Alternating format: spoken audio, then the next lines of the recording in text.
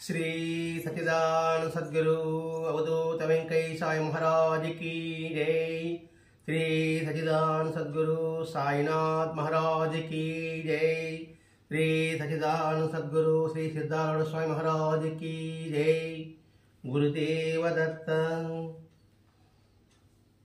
सद्गुरु श्री साईनाथुनि యొక్క అవధూత వెంకటేశ్వర స్వామి యొక్క సాన్నిధ్యానందు ఆచార్య భరద్వాజ మాస్టర్ గారి యొక్క ఆశీస్సులతో శ్రీ సిద్ధారూఢ స్వామి యొక్క జీవిత విధాన చరిత్రలోని అంశాలను వివరించుకుంటున్నాం ప్రతి మంగళవారం.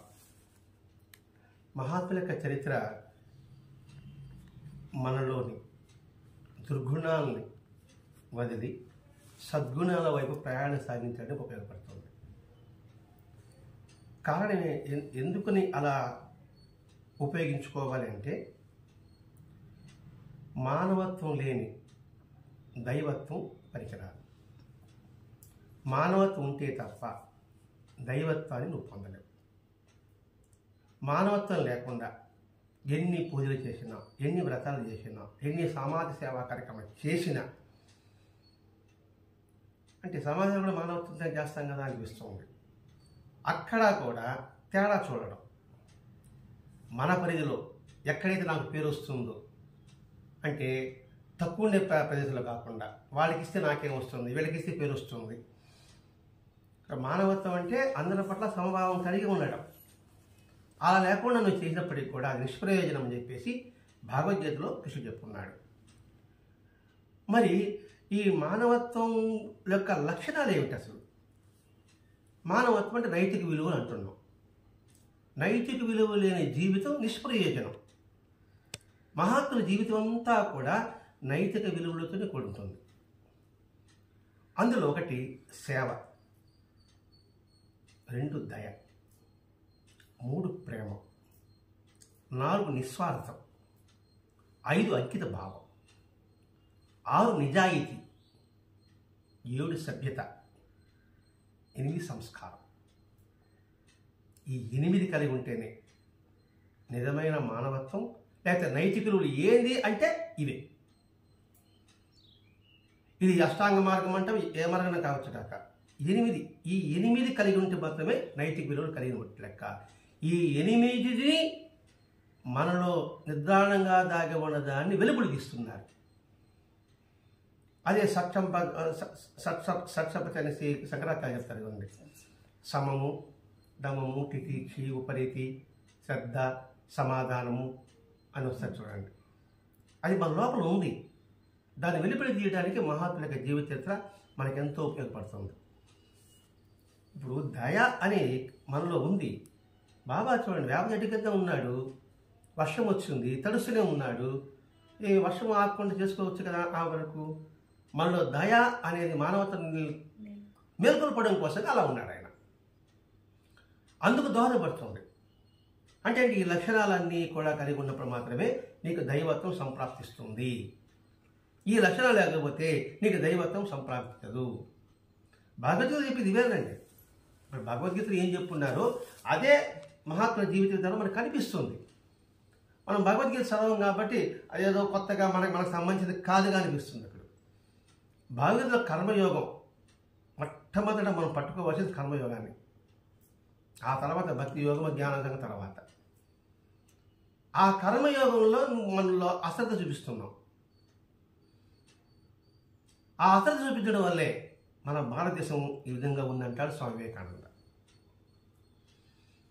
మన కర్మయోగంలో మన చేసే కర్మ పట్ల అశ్రద్ధ చూపిస్తున్నాం. ఇక్కడ కర్మ మార్గం అంటే ఏంటి? మన స్వధర్మం.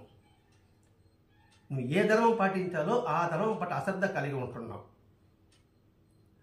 వేదాంతం మళ్ళించడం మాత్రం ముందుంటున్నాం. వేదాంతం చెప్పడం మాటలు మాత్రం దానికి ముందు, కానీ మన చేసే పనుల పట్ల మాత్రం అశ్రద్ధ వెనుకబడుతున్నాం. అందుకనే మన భారతదేశం ఇలాంటి దీనావస్థలో ఉందని స్వామి వివేకానంద మాట. తారతమ్యాలు ఉన్నాయి కదండి. మన ఎందుకు భారతదేశం ఉంటున్నాడు? భారతదేశం అనేది తపోభూమి. ఇటువంటి తపోభూమిలో కూడా మనం తెలుసుకోలేకపోతున్నాం ఏమి ఆయన ఆవేదన. ఇప్పుడు సిద్ధారూఢ స్వామి ఎంతమందికి జ్ఞానాన్ని బోధిస్తున్నప్పటికీ కూడా ఎంతమంది ఆయన హింసిస్తున్నారు. గత వారం తెచ్చుకున్నాం, ఆయన కొట్టడం, తిట్టడం, పైకి కింద పడదోయడం, ఆయన మౌనంగా ఉన్నాడు. అంటే అసూయ వల్ల. మరి వీడికి పేరు వస్తుంది, మనకి రాలేదే అనేది గత వారం తెలుసుకున్నాం. అలాగా ఆ ప్రాంతంలోనే కాదు, ఇంకో ప్రాంతంలోకి వచ్చినాడు. అక్కడ ఆటలాడుకుంటుంటే అందరూ చేసి ఒక పాడుబడి బాగా నెట్టి తోయేశాడు. ఎవరిని? సిద్ధార్థ స్వామి. నెట్టేసిన తర్వాత ఒకడు పరిగెత్తుకుంటూ వచ్చాడు. ఏదో తోయేసాడు, తోసి వాడు వెళ్ళిపోయాడు. అంటే ఏదో ఒక ఆట. అంటే మౌనంగా ఉన్నాడు కదా, ఏం మాట్లాడలేదు. వెంటనే బాలనాడికి అది మళ్ళీ ముళ్ళ కంపలు పాయడు, ముళ్ళంతా ముళ్ళు గుచ్చుకునేసాడు. ఆ నిలుపుతంగా ఉన్నాడు. బావిలోంచి పడ్డాడు, లోపల ముళ్ళు గుచ్చుకునుంది, కనీసం నోరు కూడా తెరవాలి. అంటే ఎంతటి తీవ్ర వైరాగ్య స్థితిలో ఉన్నాడు. ఇప్పుడు తితీక్ష అంటే సహనం, అది మొత్తం కూడా ఆయన తత్వంలో మనకు కనిపిస్తుంది. ఇక్కడ ఒక్క సిద్ధార్థ స్వామి కదా, వెంకటేశ్వర జీవితంలో లేదా, రమణ మహర్షి జీవితంలో లేదా, రామచంద్రపురం జీవితంలో లేదా, కొన్ని స్వామి వివేకానంద జీవితంలో లేదా, మహనీయులకు అబ్దుల్ కలాం జీవితంలో లేదా, నెల్సన్ మండేలా జీవితంలో లేదా. అంటే ఇవన్నీ ఎందుకు చెప్పుకుంటారంటే వీళ్ళందరి జీవితం మనం ఆదర్శంగా తీసుకోవాలి కాదు. లేకపోతే పుట్టాము, పెరిగాము, సచ్చాము, ఉపయోగం ఉండదు. అంటే అంతటి బాధ మనకు ఓర్చుకోలేము, కానీ ఓర్చుకోగలిగిన బాధ కూడా మనం ఓర్చుకోలేకపోతున్నాం. ఓర్చుకోలేని బాధ పక్కన పెడదాం, ఓర్చుకోగలం, దాన్ని కూడా ఓర్చుకోలేకపోతున్నాం. దానికోసం ఇతరుల మీద నింద వేస్తున్నాం, వాళ్ళ వల్ల నాకు జరిగిందని ఇస్తున్నాం. ఇప్పుడు మనం ఏం అర్థం చేసుకున్నట్టు? భగవతత్వాన్ని కావచ్చు, మహనీయుల జీవితాన్ని కావచ్చు. ఎందుకు మాస్టర్ గారు ఈ చరిత్ర మనకు అందిస్తున్నాడంటే, ఒకటి కాకపోయినా ఒక చరిత్ర కావాలి, ఒక చరిత్ర కావాలి, మనసు బాగా హత్తుకుంటుందని. ఒకడు వచ్చి తీసాడు, ఆ రక్తం చూశాడు, గాయాలు చూశాడు, అన్ని చూసాడు, కట్టు కట్టాడు, వెళ్ళిపోయాడు. మళ్ళా ఇద్దరు వచ్చాడు. మరే నువ్వు అసలు శివలింగ తత్వాన్ని నువ్వు నాశనం చేస్తున్నావు. లింగాయత్రి అంటే మెడలో శివలింగం ధరించాలి. అంటే మనం గాయత్రి ధరించినందుకు, ఇప్పుడు ఆ గాయత్రి లేకపోతే కూడా బ్రాహ్మణుల్లో ఏదైనా గాయత్రి ధరించలేదని అంటారు. అలాగే నువ్వు శివలింగాన్ని నువ్వు ధరించలేకపోకుండా మంత్రాన్ని బహిరంగ చెప్తున్నావు. ఎవరు? సిద్ధార్థ. ఓం నమ శివాయ పంచాక్షర మంత్రాన్ని బహిరంగ చెప్తున్నావు. కాబట్టి నువ్వు వాళ్ళకా వీళ్ళకి తేడా లేకుండా అందరికీ ఉపదేశిస్తున్నావు. నీ వల్ల కులం మంట కలుస్తుంది, మతం మంట కలుస్తుంది అని కొంతమంది. ఆ కొంతమంది ఏం చేశారు? నీకు రోజులు ముంచుకొచ్చాయి, నోరు విప్పేయం వల్ల చెప్తూనే ఉన్నారు. ఆ మానవతి మౌనంగా ఉన్నాడు.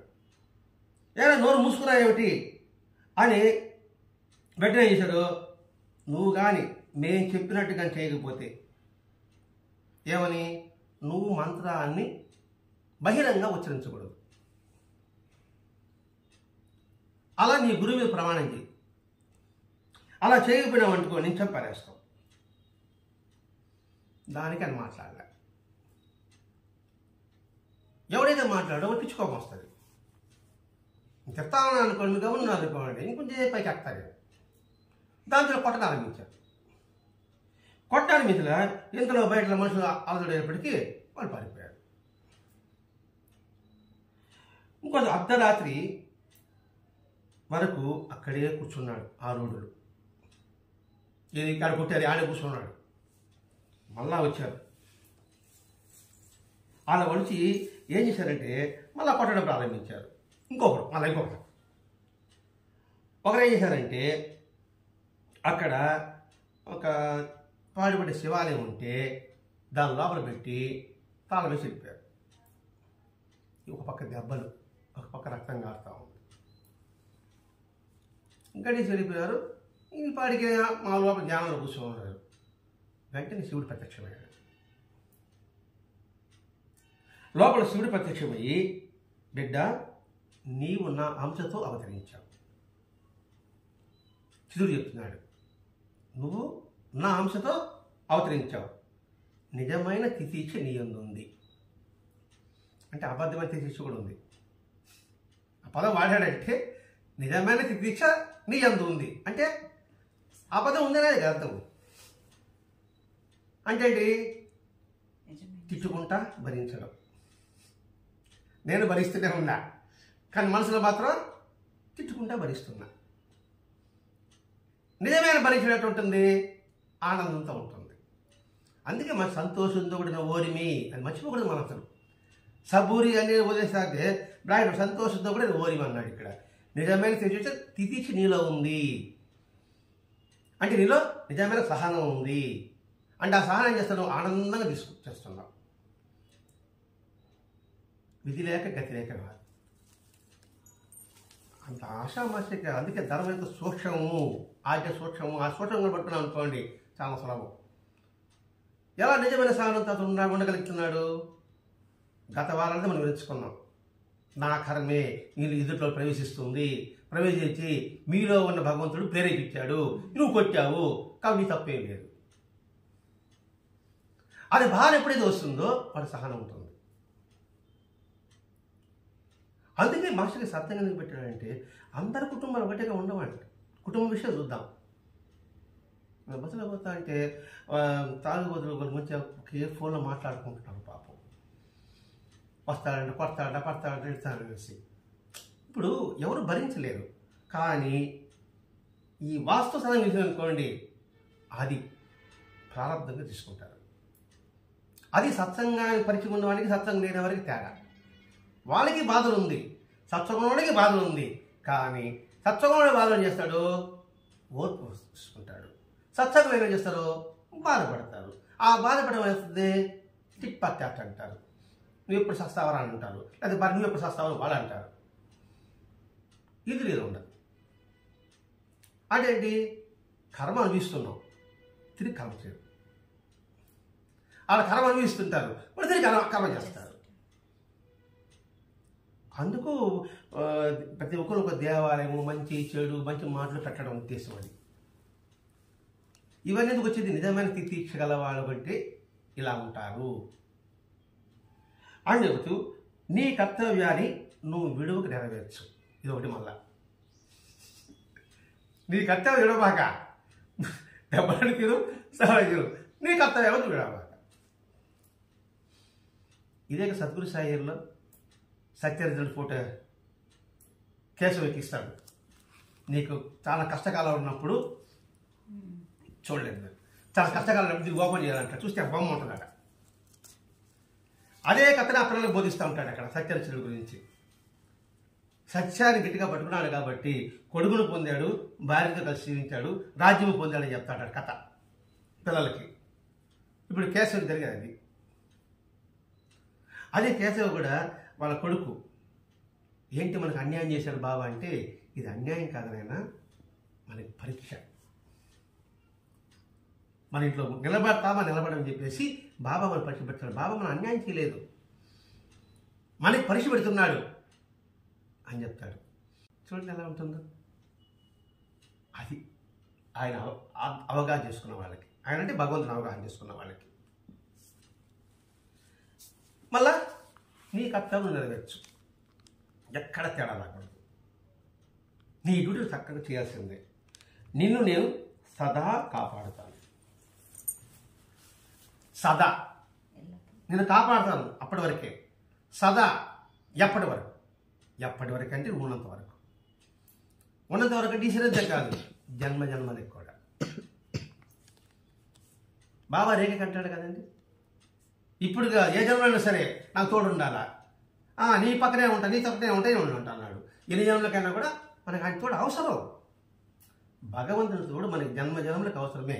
ఈ జన్మకే మనం ముక్తి పొందుతాము అనేటువంటిది అనుకుంటే భ్రాంతి. మన వరకు అనుకుంటున్నాం, మిగతా వాళ్ళు మన సాధకస్తాం అనుకోద్దు, అదొక భ్రాంతి అంతే. అందుకే ఇప్పుడేమైనా పుట్టాము, ఇది ఒక్కటి గుర్తుపెట్టుకోవాలి మనం. ఆ గుర్తు ఇప్పుడే పుట్టిన వాళ్ళు తరగడానికి ఎన్ని సంవత్సరాలు పడుతుంది, జ్ఞానం పొందడానికి ఇంకెన్ని సంవత్సరాలు పడుతుంది. అందుకే వెంకయ్య చెప్పిన ఆ మామిడి పండు కథకాన్ని మనం గుర్తుపెట్టుకుంటే, మామిడి పండుకి పురుగు పడుతుంది, అది ఓర్చుకుంటే కొన్ని అనేక మామిడి పండుకి అవుతుంది. అలా అయిన తర్వాత మనిషి అని వస్తాడు, వచ్చిన తర్వాత వాడు భక్తుడి కొన్ని జన్మలు, ఆ తర్వాత గురువు దర్శనం కొన్ని జన్మలు, గురువు చూడడం కొన్ని జన్మలు అని వెంకటేశ్వర వస్తుంది చూడండి. అది గుర్తుపెట్టుకుంటే చాలు. అలా గుర్తుపెట్టుకుంటే వాడు ఎప్పుడు సదా మనం ఎప్పుడు కాపాడుతూనే ఉంటాడు. అంటే సిద్ధునికి శివుని యొక్క దర్శనం అయిన తర్వాత అలా నిమిరాడు. నొప్పులు లేదు, రక్తము లేదు, మొత్తం తగ్గిపోయింది. నిర్వికల్ప సమాధిలో అలాగే మునిగిపోయాడు. అలా 3 రోజులు ఉన్నాడు లోపల. గిడిపిడి వెళ్ళిపోయారా. ఆ తర్వాత ఎవరో దేవాలయానికి వచ్చి తలుపు తీస్తే లోపలికి సమాధిలో ఉన్నాడు. అంటే ధ్యానంలో ఉన్నాడు. సరే మళ్ళీ బయట తీసుకొచ్చేసి ఆయన ఉపచారాలు చేసి ఆ చిద్గానంద స్వామి సమాధి ఉంది కదా, అక్కడ తీసుకుపోయి ఆయన ఇచ్చారు. సిద్ధుల వద్దకి ఇంకా అనేక మంది రావడం ప్రారంభించారు. రోజంతా క్రమం తప్పకుండా శాస్త్ర శ్రవణము, భజన, మంగళహారతి నెరవేర్చి వెళ్ళేవారు. అలా సమాధి కూర్చుంటాడు కదా, ప్రతిరోజు 5-6 మంది పేర్లు, చెన్నప్పని, గుర్రప్పని, శివప్పని, వీటి పేరు అంతా ఉంది. వీళ్ళందరూ రెగ్యులర్గా వచ్చి శాస్త్ర శ్రవణం చేసేవారు, భజన చేసేవారు, హారతి కూర్చేవారు, వెళ్ళేవారు. ఇలా ప్రతిరోజు జరుగుతుంటే అడవి ప్రాంతం కదా, సమాధి చుట్టంతా కూడా బాగా ముళ్ళ కంపలు ఉంటే దాన్ని శుద్ధి చేయించారు. ఒక పంచ వేశారు. ఆ పంచలు ఆయన కూర్చొని పెట్టారు. ఒక ఆశ్రమానికి అయ్యింది. ఆ తర్వాత నైవేద్యం చేయడం, పెట్టడం, వచ్చిన వాళ్ళు పెట్టడం. ఇలా పెరుగుతున్నప్పటికీ ఉంటారు కదా ఆస్థాన పండితులను, ఆస్థాన దేవతలను దేవుడు అనుకుంటూ కొంతమంది ఉంటారు కదా, వాళ్ళని జంగమములు అంటారు. వాళ్ళకి అసూయ పుట్టింది. వెంటనే తీర్మానం, ఇక ముందు ఎవరు ఆ లింగం లేని సన్యాసి దగ్గరికి వెళ్ళకూడదు. లింగం ధరించలేదు కదా, వాళ్ళ దగ్గరికి వెళ్ళకూడదు. అంటే మీరు మా దగ్గరే ఉండాలి. ఇది కట్టుబాటు. ఇప్పుడు కులకాన్ని ఎలా చెప్తాడా అలా సద్విశాస్త్రీయుల్లో అంటే ఒక కట్టుబాటు ఊరు అనుకోవడం. మీరు ఎవరు వెళ్ళకూడదు, వాళ్ళకి నమస్కారం పెట్టకూడదు. ఈ నియమాన్ని ఉల్లంఘిస్తే వాళ్ళకి ప్రాయశ్చిత్తం. ఊరు తెలియడము, లేకపోతే ఇంత జరిమానా కట్టడము, లేకపోతే గుండు తీసి గాడి ఊరేగించడము, అట్లాంటిది అప్పట్లో ఉండేదంతా కూడా అలా ఉంటుంది. అయినప్పటికీ సద్భక్తులు ఆ నియమం పట్టించుకోకుండా సిద్ధాశ్రమం వెళ్తుండేవారు. ఎవరు వెళ్ళేవారు? సద్భక్తులు. అది అండర్ చేసుకోవాలి మనం ఇక్కడ. సద్భక్తులు దీన్ని పట్టించుకోకుండా ఆయన ఆశ్రమానికి వెళ్ళేవారు. ఏమైతే మనకి ఆయన ఉండగా నాకేం భయం అనే భావన, అందువల్ల వాళ్ళు వెళ్ళేవారు. ఒకరోజు రాత్రి 3 గంటలు అక్కడ ఒక భక్తుడు ఒక్కడే పడుకో ఉన్నాడు. నిద్రపోత సిద్ధుని లేపి, ఏది హంద్రయ్య అనేవాడు, ఆయన స్వామి ఒక్కడే పడుకొని ఉంటే సిద్ధుని లేపి పైకెత్తి కింద పడేశాడు. వాడు కులబదంతో తన చెప్పు సిద్ధుల మీద తల మీద పెట్టి, అది కానీ కింద పడితే చచ్చేట్లు బాధ అని చెప్పు తల మీద పెట్టాడు. కాసుకున్నాడు. చెప్పు కింద పడితే కొట్టాలనేసి ఆ చెప్పు కొంచెం కింద పడింది. కింద పడితే చేశాడు, కొట్టడం ప్రారంభించాడు.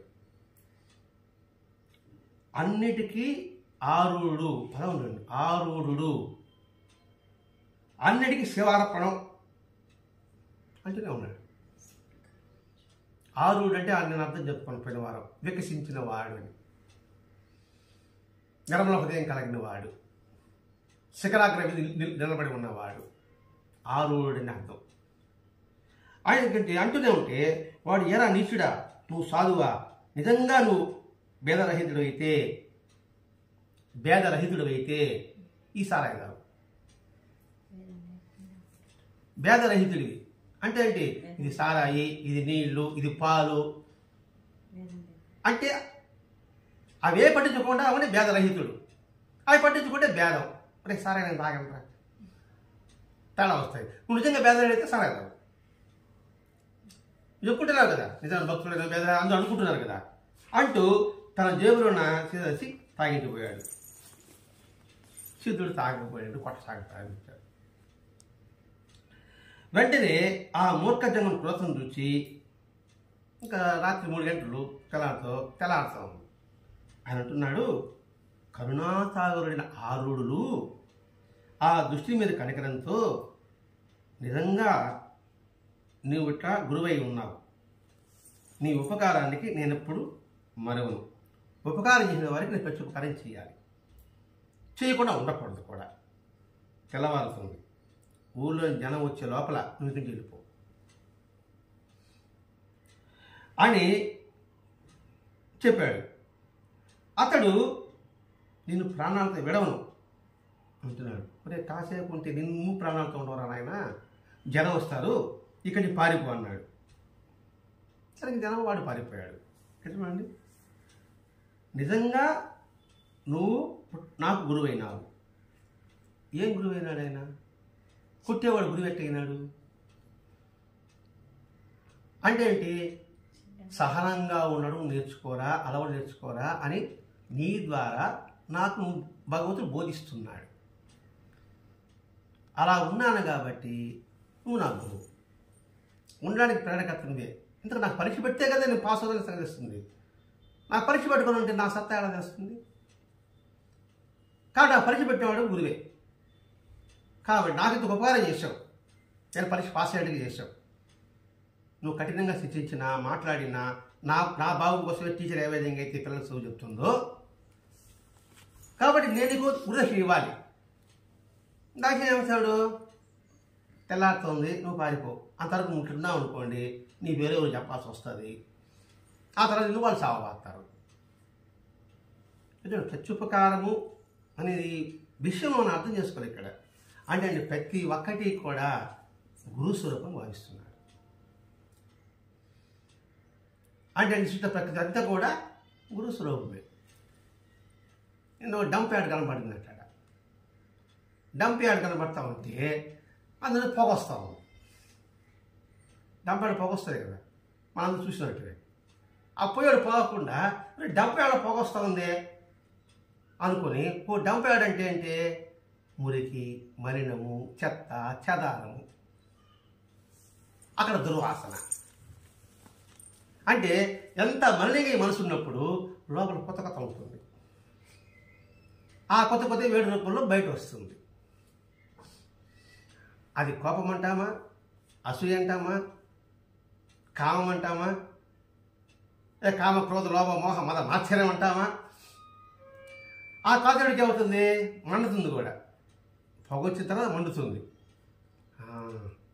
అంటే మలినపడిన మనసు మనలో ఉంటే మనలో కూడా ఈ పొగ రూపంలో, వేడి రూపంలో కామక్రోధ లోపాలు బయట వస్తాయి.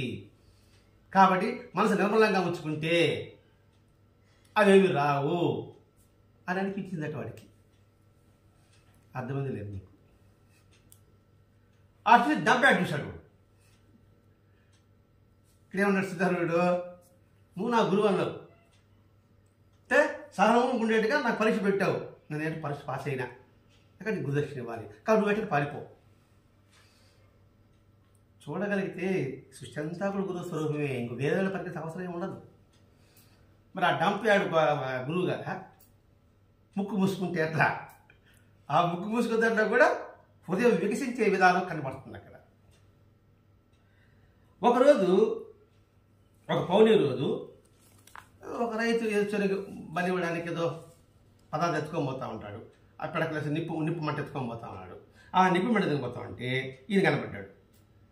ఈయన కనబడితేనే పలకరించాడు, మాట్లాడి చిరుతు కోపం. నేను పలకరిస్తే పలకలేదే.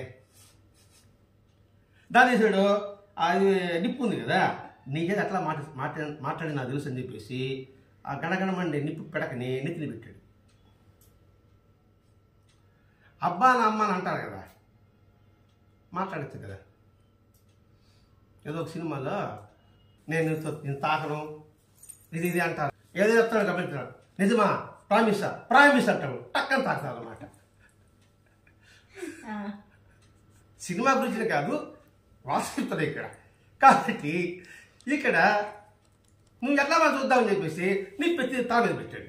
ముదిలే బోడి తల ఎందుకులే తల అది సూర్యుని కాలుతుంది అంటే అలా పెట్టేసి వాడు వెళ్ళిపోయినాడు.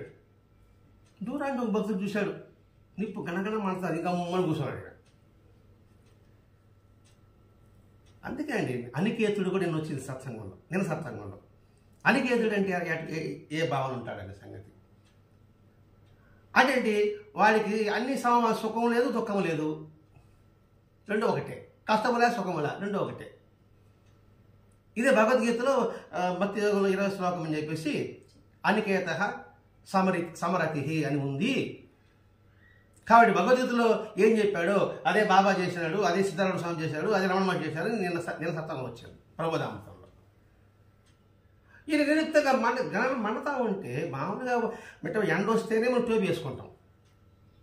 అటువంటిది మంట ఇక్కడ నెత్తిని పెడితే ఎలా ఉంటుంది, సురుసురుని కాలుతుంది, తల మీద ఇంకా కాలుతుంది.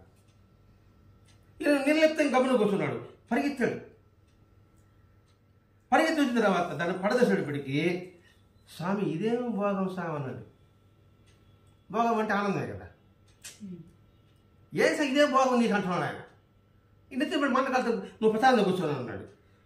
ఇప్పుడు ఏడుస్తున్నాడు పాపం అతడు. అప్పుడు ఆయన అన్నాడు, ఇంతకుముందు నేను శివాలయంలో ఉంటే నా తల మీద పాము పడగబెడితే మీరంతా ఏమన్నారు, శేషధారిని అన్నారు కదా. ఇప్పుడు నిప్పు ఉంది, అగ్నిదారిని. అప్పుడు శేషధారిని, ఇప్పుడు అగ్నిదారిని. అగ్ని ధరించాడు నేను. అంటే ఎంత నిర్లిప్తం చెప్తున్నాడు చూడండి ఇక్కడ. ముఖంలో కనీసం అటు ఇటు తేడా కూడా లేకుండా అనమాట. ఈ సంగతి కరెక్ట్గా ఈ సిద్ధార్థ స్వామిలో రమణ మహర్షి కరెక్ట్గా సరిపోద్దండి పోలికలు ప్రతి ఒక్కటి. అంటే ఈ దేహాన్ని వాళ్ళు ఏ దృష్టితో చూస్తారు, ఇది మనం పట్టుకోవాలి ఇక్కడ. ఈ దేహాన్ని ఏ దృష్టి చూస్తున్నారు, పంచభూతాల స్వరూప భావన ఉంటుంది. దేహం వేరే ఆత్మ వేరే. ఆత్మ నిర్లిప్తంగా ఉంటుంది, కానీ దేహమే కదా. ఇప్పుడు పక్కింటోడు ఇల్లు కాకుండా మనకన్నా పనికి శ్రమ బాధిస్తుందా? ఈ శరీరం కూడా అట్ట ఆ భావంతో వాళ్ళు చూస్తారు. వాళ్ళు అది వాడికి అది కానీ మన పని మనం ప్రశాంతంగా ఉంటాం కదా. జన్మాలు చూసినప్పుడు పక్కన దొంగలు పడినా కూడా మనకి వాళ్ళతో దొంగలు పడింది, వాళ్ళ ఏది కాలుతా ఉంది, వాళ్ళు కొట్లాడుకుంటున్నారా, ఆ దృష్టి ఉంటారు ఈ శరీరం మీద వాళ్ళు. అందుకని నిర్లిప్తంగా ఉంటున్నాడు. తల మీద బాగా పుండు లేచింది. కొంతకాలం అయిన తర్వాత ఎవడైతే నిప్పు పెట్టాడో వాడు ఆ తల మీద గడ్డలేసి చచ్చిపోయాడు. దాన్ని వాడు పెట్టాడు కదా. కాలంతో ఈయన శపించినా ఏం చేయలేదు, కానీ అలా చనిపోయాడు. వాళ్ళ నోటి శపించబడలే, ప్రకృతి చూస్తూ ఉంటుంది. ఎవరికి చేసిన ఫలితం ఇవ్వడం దాని డ్యూటీ. ఆ ప్రకృతి భగవంతుడు. సిద్ధాశ్రమంలో ఉంటూ భక్తుల కష్టాలను పాలుపంచుకుంటూ వారికి శాంతిని ప్రసాదించేవారు స్వామి. ఇది ఆశ్రమంలో ఉంటూ భక్తుల అర్హతను పరీక్షించి వారికి తగిన సేవను నియమించేవాడు ఆయన. ఇక్కడ సేవ ఏదైనా ఉందనుకోండి, ఎవడోడు ఏ పని చేయగలడో అర్హతను బట్టి వాడి పని చెప్పేవాడు. ఇప్పుడు మీరు ఈ పని చేయగలరు, మీరు ఏ పని చేయగలరు ఆ పని చేయకుండా వేరే పని ఇచ్చామనుకోండి మీరు చేయలేరు. చేయకపోతే నాకు కోపం వస్తుంది. మీరు చేసే పని ఇచ్చారనుకోండి మీకు సంతోషంగా ఉంటుంది, నాకు సంతోషంగా ఉంటుంది. అదే వాళ్ళు ఎవరి అర్హతను బట్టి ఎవరి సంస్కారాన్ని బట్టి సద్గురువు అది బోధ కావచ్చు, సేవ కావచ్చు. అలా ఈ సిద్ధార్థ స్వామి అలా చేసేవారు. అంటే ఈ మొత్తం సిద్ధార్థ యొక్క జీవితం అంతా కూడా తీవ్ర వైరాగ్య స్థితిలో తితీక్ష విషయంలో అనికేతుడిగా ఆయన ఉండగలిగాడు. అంటే అంతేకాకుండా అలా ఎవరైతే ఉంటాడో వాడికి భగవంతుని యొక్క దర్శనం సంప్రాప్తిస్తుంది. ఇక్కడేం జరిగింది, సిద్ధార్థుడికి శివుని యొక్క దర్శనం కలిగింది. అటువంటి స్థితి పొందగలగాలంటే భగవంతుని మెప్పించే విధంగా మన జీవితం ఉండగలిగితే భగవంతుడు మనకు సన్నిహితుడవుతాడు. అదే కదా తాగడ కోటేశ్వరరాజు మనం చెప్పింది, భగవంతుడు ప్రీతికరంగా జీవించండి రా అని చెప్పాడా లేదా? అది మన ప్రీతికరంగా ఆయన కాదు, మన ప్రీతి కోసం సేవ చేయడం కాదు, ఆయన ప్రీతికరంగా మనం నడుచుకుంటే అదే ధర్మబద్ధమైన జీవితం. ఆ ధర్మబద్ధమైన జీవితాన్ని సిద్ధార్థుడు ఉన్నాడు కాబట్టి శివుని యొక్క దర్శనం పొందగలిగాడు.